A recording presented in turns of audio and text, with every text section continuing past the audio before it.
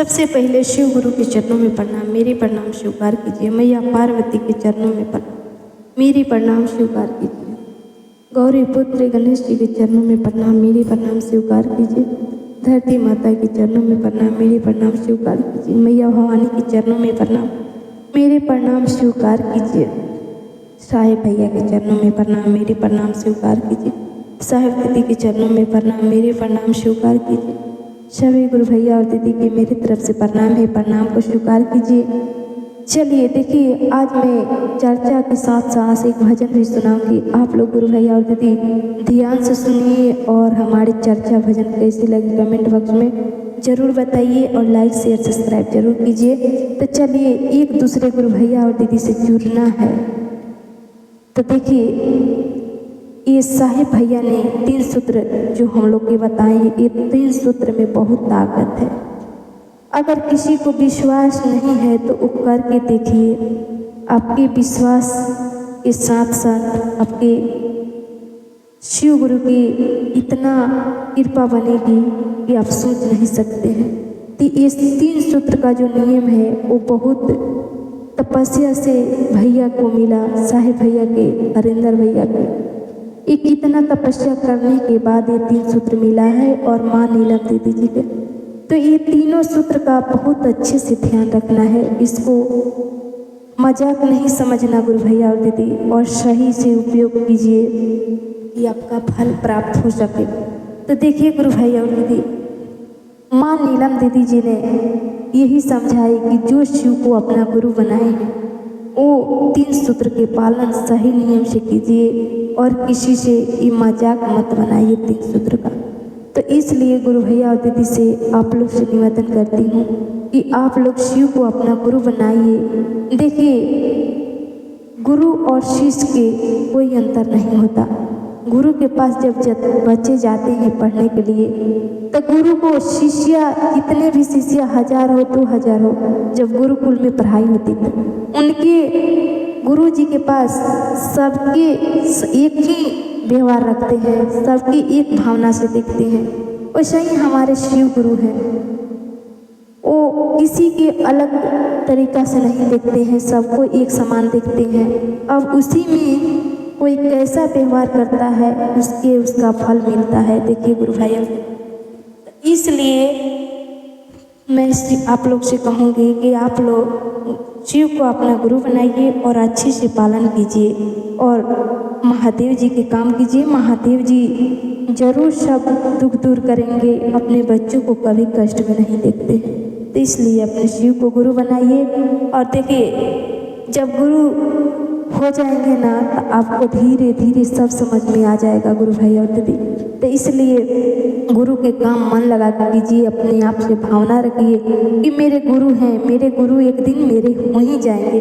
तो इसलिए इतना मन में भाव रखिए कि वो मेरे गुरु हैं। जैसे अपने बच्चों का इतना प्रेम करते हैं कि ये मेरे बच्चे हैं, उसी तरह अपने गुरु से स्नेह लगाइए, गुरु को भाव दीजिए। ये मोह माया के चक्कर छोड़िए। संसार में ये मोह इतना हम लोग का घेर लेता है कि कोई कुछ नहीं कर सकता। तो इसलिए अपने परिवार के साथ रहते हुए भैया साहब ने बताएं कि ये 3 सूत्र का पालन कीजिए।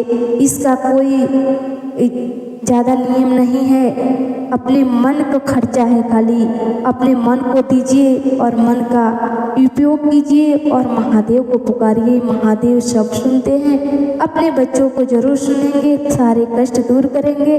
तो इसलिए गुरु भैया और दीदी, आप लोग मन से अपने शिव गुरु की याद कीजिए, मन से ही अपना नमः शिवाय का जाप कीजिए। पहले में शिव गुरु से दया मांगिए, हे शिव आप मेरे गुरु हैं। जब आप मेरे गुरु हैं कहेंगे ना एक दिन आपका हो ही जाएंगे मेरे गुरु।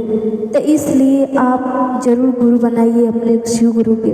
तो हे शिव आप मेरे गुरु हैं, आपकी मैं शिष्या हूँ, मुझ शिष्या पर इतना दया कर दीजिए कि मैं जन्म जन्मांतर तक शिष्या रूप में लगी जगी रहूं। इतना दया कीजिए हे महादेव कि मैं मेरा मन समझ सके।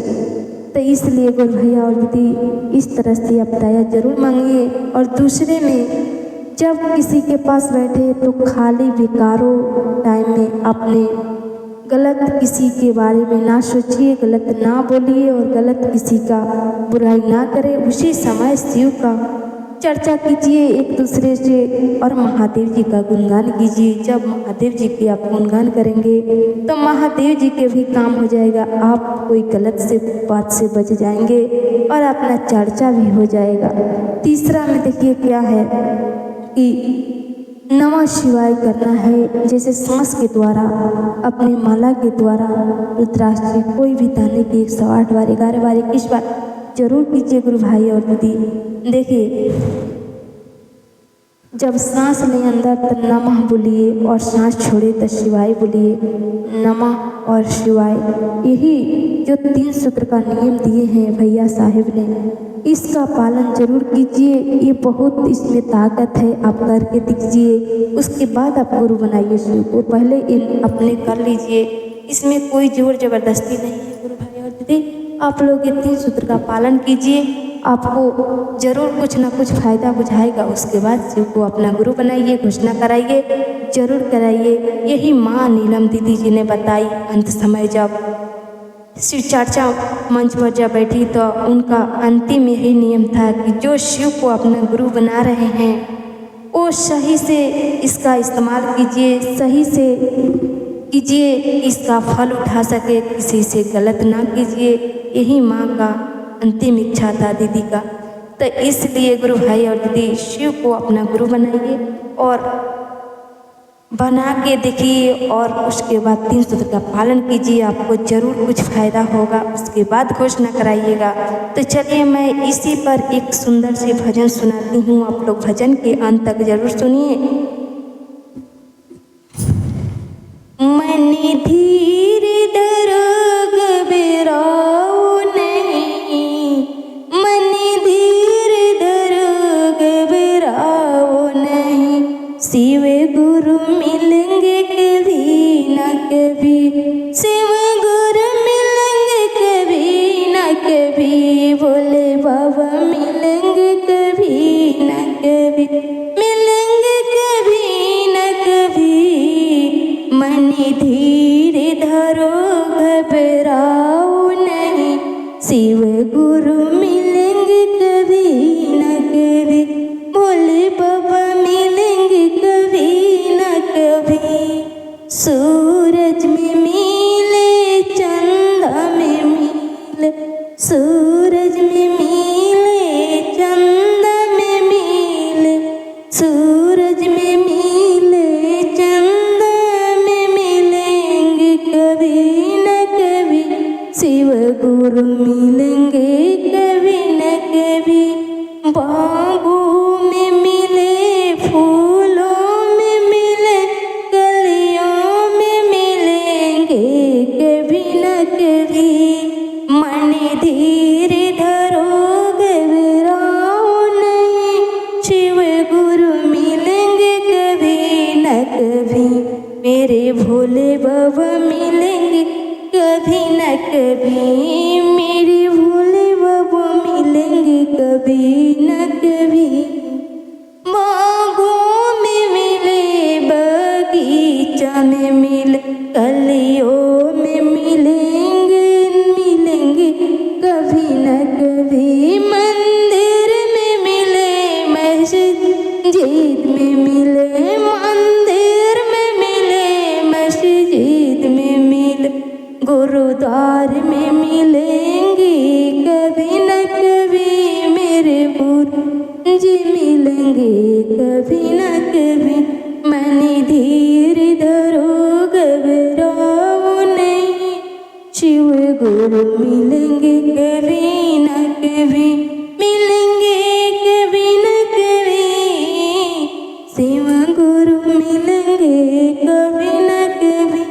काशी में मिले, गंगा में मिले, काशी में मिले, कैलाश पे मिले, गंगा में मिलेंगे कभी न कभी, गंगा में मिलेंगे कभी न कभी। मन धीर धरो घबराओ नहीं, शिव गुरु मिलेंगे कभी न कभी,